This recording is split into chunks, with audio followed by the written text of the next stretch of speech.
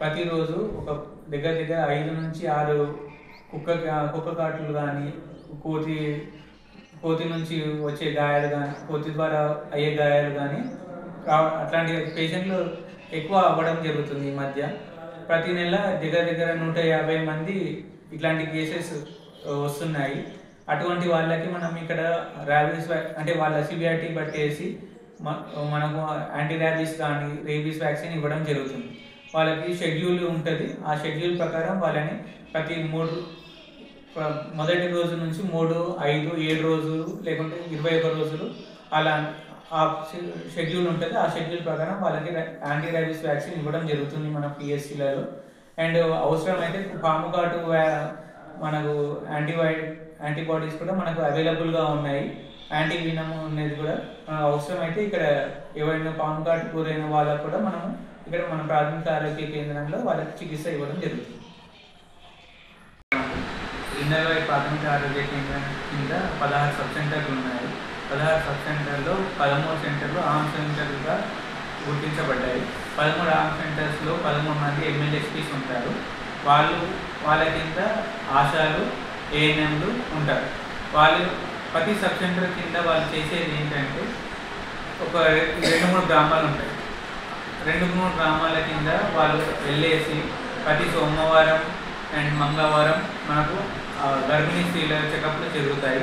అలాగే బుధవారం అనేది, శనివారం అనేది టీకా సంబంధించిన రోజులు. అక్కడ మనకు సబ్ సెంటర్లో దాని కింద ఉండే విలేజ్లలో మన టీకాలు ఇవ్వడం జరుగుతుంది.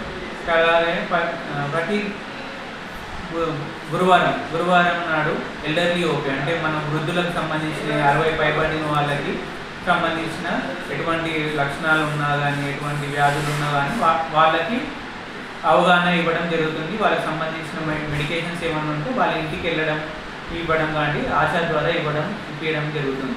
అలాగే ప్రతి శుక్రవారం ఫ్రైడే డ్రైడే ప్రోగ్రాం జరుగుతుంది. దాని కింద ఏంటంటే ప్రతి ఇంటికి తిరిగేసి ఎక్కడైతే నిల్వ కుంటలు ఉంటాయో, ఎక్కడైతే దోమలు పెరిగే ఛాన్సెస్ ఉంటాయి, గడ్డి కానీ ఎక్కడైనా నీళ్ళ కుంటలు లేకుంటే మురికి కుంటలు ఉంటాయి, ఇక్కడ దోమలు పెరుగుతున్నాయి, అటువంటి ప్రదేశాలను గుర్తించి అక్కడ థీమోఫాస్ కానీ లేకుంటే ఆయిల్ బాయిల్స్ వేయడం కానీ జరుగుతుంది. ఎక్కడైనా ఫీవర్ సర్వే కూడా జరుగుతూ ఉంది. దాంతోపాటు దాంట్లో ఏంటంటే ఎవరైనా జ్వరం లక్షణాలు కానీ, ఎవరికైనా ఎటువంటి సంబంధించిన వ్యాధి లక్షణాలు కానీ, అతిసారం లాంటి ఎటువంటి చిన్న లక్షణాలు ఉన్నా కానీ దానికి సంబంధించిన సూచనలు ఇవ్వడం జరుగుతుంది. లేకపోతే ఒకవేళ కుదరకపోతే వాళ్ళని సబ్ సెంటర్కి పిలుచుకోవడం లాంటి బీపీ చెకప్ చేయడం లాంటి, లేకుంటే షుగర్ చెకప్ చేయడం లాంటివి జరుగుతుంది. అలాగే ప్రతి సబ్ సెంటర్లో మనకు హిమోగ్లోబిన్ మీటర్ ఉంటుంది. అక్కడే ప్రతి రోజు మనకు అక్కడ ఆ చుట్టుపక్కల విలేజ్లో ఉన్న గర్భిణీ స్త్రీలకు కానీ, కిషోర బాలికలు కానీ, ఎటువంటి చిన్నపిల్లలకు కానీ హెచ్బీ మీటర్ అంటే మనకు హిమోగ్లోబిన్ రక్త శాతం ఎంత ఉన్నది తెలుసుకోవడం జరుగుతుంది. దాని ద్వారా ఒకవేళ అనేమిక్ ఉంటే పిల్లలని మనకు పిఎస్సి కానీ లేకుంటే మనకు జీజీఎస్లో సపరేట్గా మనకు ఆయుష్ కింద మన ఆర్పిఎస్కే ప్రోగ్రామ్ కింద మన డెవలప్మెంట్ సెంటర్స్ ఉన్నాయి. దాంట్లో వాళ్ళని శామ్యాంపిక్ చిల్లలుగా గుర్తించి వాళ్ళకి పంపించడం జరుగుతుంది. అక్కడ మనకు జీజీఎస్లో అక్కడ ఏంటంటే వాళ్ళ పౌష్టికాహార లోపం ఉన్న పిల్లలకు కానీ, లేకుంటే ఎదుగుదల లోపం ఉన్న పిల్లలు, మందబుద్ధిగాల పిల్లలకి అటువంటి వాళ్ళకి ఎటువంటి లక్షణాలు ఉన్నాయి చెప్పడము, లేకుంటే వాళ్ళని గుర్తించి అటువంటి మనకు జీజీఎస్కి పంపించడం జరిగింది. అక్కడ వాళ్ళని ఎలాంటి కేర్ తీసుకోవడం, వాళ్ళకి ఎటువంటి ఫుడ్ ఇవ్వడం వల్ల వాళ్ళకి వెయిట్ గెయిన్ చేయడం అట్లాంటివి మనకు సూచనలు అక్కడే ఇస్తుంటాయి.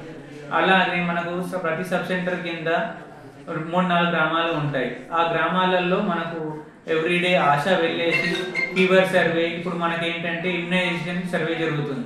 దీని ప్రకారం అయితే ఎవరైతే పిల్లలకు ఇమ్యునైజేషన్ మిస్ అవ్వండో, లేకుంటే మనకు సంచార ప్రజలు ఉంటారు, వాళ్ళ ద్వారా ఎవరైతే వచ్చి ఉంటారో వాళ్ళు ఏంటంటే వ్యాక్సిన్ తీసుకొని వాళ్ళు ఉంటారు, లేకుంటే గర్భిణీ స్త్రీలు ఉంటారు, అటువంటి వాళ్ళని గుర్తించడం జరుగుతుంది. వాళ్ళకి వ్యాక్సిన్ షెడ్యూల్లో ఇంక్లూడ్ చేయడం జరుగుతుంది. వాళ్ళకి అవసరమైన వ్యాక్సిన్స్ ఇవ్వడం జరుగుతుంది.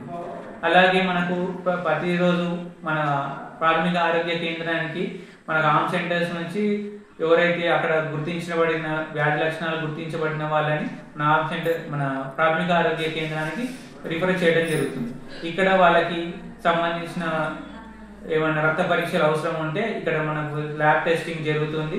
అలాగే బ్లడ్ స్మియర్స్ తీయడం జరుగుతుంది.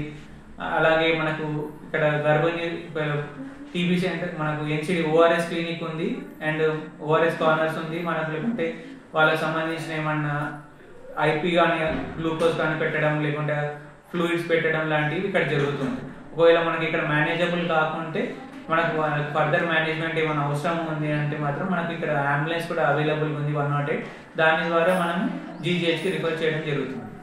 ఇలాగే మనం ఆరోగ్య కేంద్రంలో ప్రతి వారము సోమవారం మరియు మంగళవారము గర్భిణీ స్త్రీలకు సపరేట్గా అమ్మఒడి ప్రోగ్రామ్ జరుగుతుంది. ఆ రోజు మనకు దగ్గర ఒక 30 నుంచి 40 మంది గర్భిణీ స్త్రీలు వస్తుంటారు. అలాగే మన ఫీడింగ్ సెంటర్స్ అంటే మన సబ్ సెంటర్స్ నుంచి ఫీడింగ్ సెంటర్స్ అంటారు, అక్కడ నుంచి మనకు వస్తూ ఉంటాయి గర్భిణీ స్త్రీలు. 102 సర్వీసెస్ ద్వారా ఉపయోగించుకొని ఇక్కడ వస్తూ ఉంటారు. ఇక్కడికి వచ్చిన గర్భిణీ స్త్రీలకు మనము సంబంధించిన ఐరన్ శాతం ఎంత ఉంది, లేకుంటే రక్తం శాతం ఎంత ఉంది, అనీమియా ఉన్నారా లేదా, వాళ్ళ హైట్ అంటే వాళ్ళ నెలకు సరిపడా వెయిట్ పెరుగుతున్నారా లేదా ప్రతి నెల, వాళ్ళ లోపల బిడ్డ ఎదుగుదల ఎలా ఉంది, మన గ్లూకోమీటర్ ద్వారా గ్లూకోజ్ చెక్ చేయడం కానీ, హెచ్బి మీటర్ ద్వారా హెచ్బి చెక్ చేయడం, హిమోగ్లోబిన్ చెక్ చేయడం కానీ, డాప్లర్ ద్వారా ఫీటల్ మూమెంట్స్ అవన్నీ జరుగుతుంటాయి. అలాగే ప్రతి బుధవారం మరియు శనివారం మన పిఎస్సిలో కూడా టీకాలు ఇవ్వడం జరుగుతుంది. ఇక్కడ ఎవరైతే మనకు మిస్ అయి ఉంటారో, లేకుంటే అంటే ఎవరైనా మనకు బయటి వాళ్ళు వచ్చే ఛాన్సెస్ ఉంటాయి కదా, వాళ్ళకి మన ప్రాథమిక ఆరోగ్య కేంద్రంలో టీకాలు ఇవ్వడం జరుగుతుంది. అలాగే మన ప్రాథమిక ఆరోగ్య కేంద్రంలో ప్రతిరోజు 60 నుంచి 70 మంది ఓపీ వస్తుంటుంది. అలాగే ఒక 5 నుంచి 6 మధ్యలో ఐపీ పేషెంట్స్ని పెట్టుకోవడం జరుగుతుంది. వాళ్ళకి ఏంటంటే ఎవరైతే వీక్గా ఉంటారో వాళ్ళకి ఓఆర్ఎస్ పెట్టడం కానీ, ఐవీ ఫ్లూయిడ్స్ పెట్టడం కానీ, లేకుంటే ఎవరైనా లూజ్ మోషన్స్ కానీ, ఫీవర్ కానీ కంటిన్యూస్ ఉంటే ఐవీ ఇంజెక్షన్స్ ఏమన్నా ఉంటే అవి పెట్టడం మనకు ఇక్కడ పెట్టడం జరుగుతుంది. వాళ్ళకి చెప్తాం అంటే డే కేర్ మేనేజ్మెంట్ అయితే ఇక్కడ జరుగుతూ ఉంటుంది. అంటే వాళ్ళకి కంటిన్యూస్ మానిటర్ ఉండాల్సిన అవసరం ఉందంటే మాత్రం వాళ్ళని కంపల్సరీ మనం జిహెచ్కి రిఫర్ చేస్తుంటాం. ఓకే. ఈ ఎండాకాలంలో తీసుకోవాల్సినటువంటి జాగ్రత్తలు ముఖ్యంగా ఉపాధి హామీ కూలీలు బయట ఎండలో పనిచేస్తారు కాబట్టి వాళ్ళు ఖచ్చితంగా వెంట నీటిని తీసుకెళ్ళాలి. కానీ ఎక్కడ పడితే అక్కడ పారే నీటిని త్రాగకూడదు. ఎందుకంటే పొలాల్లో కానీ తోటల్లో కానీ పారే నీటిలో ఒకవేళ పెస్టిసైడ్స్ ఏమన్నా ఆ వరికి కొట్టి ఆ తర్వాత ఆ ఖాళీ డబ్బాను ఆ వాటర్లో పడవేసినా కానీ ఆ నీటి తాగడం వల్ల వాళ్ళు విషపూరితమైన వీటిని తాగి పరిస్థితి ఆందోళనకరంగా మారుతుంది. కాబట్టి ఖచ్చితంగా వెంట నీటిని తీసుకెళ్ళాలి.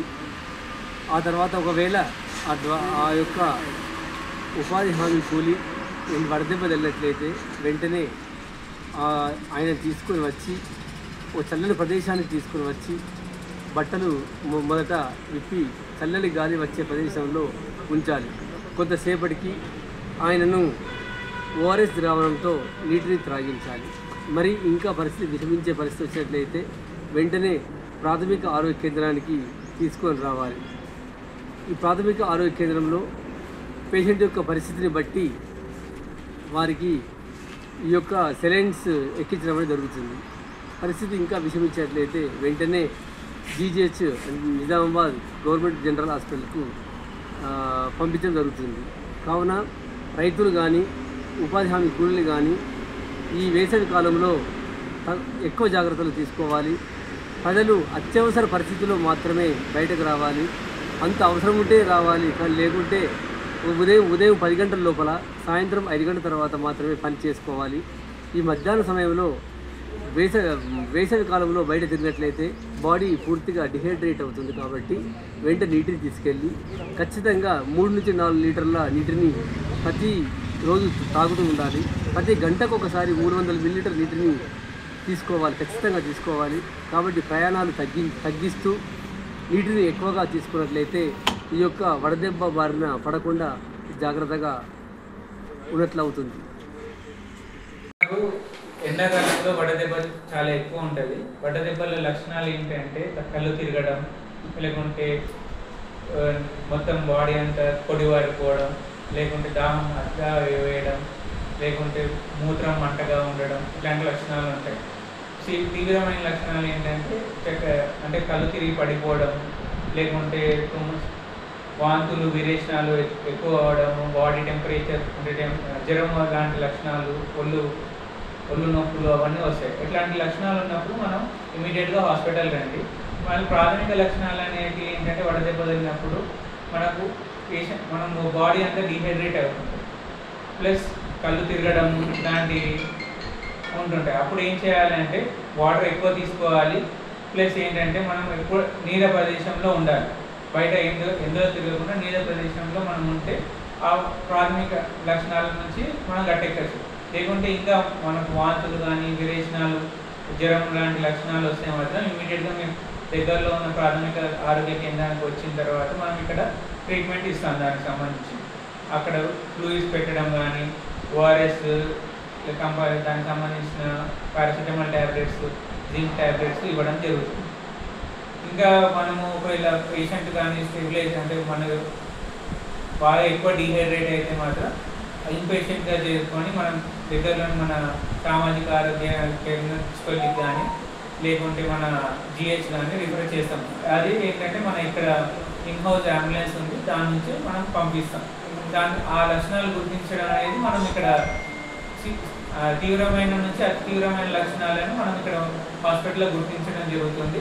అటువంటి పేషెంట్కి ఇక్కడ మనకు అయితే ఇక్కడ ఇందల్వాయిలో ఇవ్వడం జరుగుతుంది.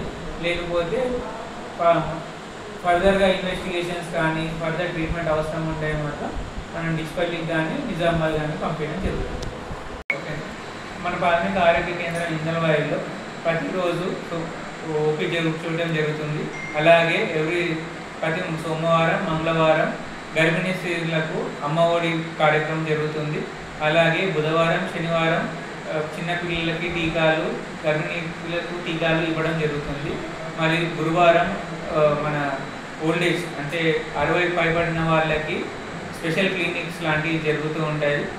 మళ్ళీ ఫ్రైడే రోజు ఏంటంటే ఫ్రైడే డ్రై డే, అంటే మనం ఏరియాలలో తిరిగేసి అంటే మన దోమల నుంచి వచ్చే వ్యాధులను ప్రివెంట్ చేయడం, లేకుంటే దోమల డెవలప్మెంట్ కాకుండా చూడడం, అట్లాంటి కార్యక్రమం జరుగుతుంది ప్రతి ఫ్రైడే. ప్రతి సాటర్డే అలాగే టీకాలు ఇవ్వడము అండ్ లోకల్లో ఉన్న ఎన్సిడి క్లినిక్స్ జరగడం జరుగుతుంది. అలాగే మన సబ్ సెంటర్స్ ఉంటాయి. సబ్ సెంటర్స్లో ఏంటంటే డయాబెటిక్ ఎవ్రీ మంగళవారము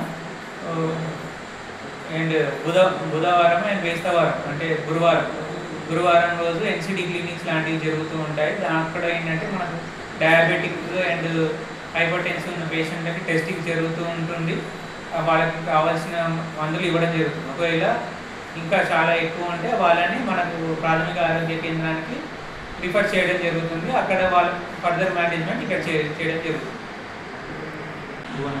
ఇందల్వాయి ప్రాథమిక కేంద్రం, నేను డాక్టర్ శివన్న. ఇక్కడ అమ్మఒడి సోమవారం అండ్ మంగళవారం జరుగుతుంది. 16 సబ్ సెంటర్లు ఉన్నాయి. సో 20 నుంచి 30 వరకు గర్భిణీ స్త్రీలు వస్తారు.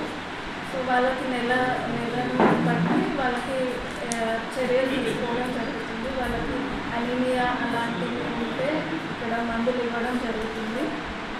అండ్ వాళ్ళ రిపోర్ట్స్ చెక్ చేసుకుంటూ ఇక్కడ వాళ్ళకి డాక్టర్ లాంటివి చేయడం జరుగుతుంది. 80 నుంచి 50 మంది ఉంటున్నారు. అందులో ఒక 5 నుంచి 6 వరకు డైరియా, వామిటింగ్స్ అట్లాంటి వాళ్ళు వస్తున్నారు. సో వాళ్ళ సివియారిటీని బట్టి ఇక్కడ వాళ్ళ ఇంత పరీక్షలు చేసి వాళ్ళని అసెస్ చేసి ఇక్కడ ట్రీట్మెంట్ ఇవ్వడం జరుగుతుంది. ఎండాకాలం సీజనల్ గురించి వాళ్ళకి అవగాహన చేస్తున్నారు. అంటే వాళ్ళకి అవగాహన ఇస్తున్నాము. ఎండలో ఎక్కువ ఛత్రి పట్టుకొని తిరగడము, తర్వాత వాటర్ బాటిల్ని క్యారీ చేయడము, ఇలాంటివి పండ్లు క్యారీ చేయండి ఎక్కడికైనా వెళ్ళినప్పుడు అనేవి జనరల్గా అలాంటి అవేర్నెస్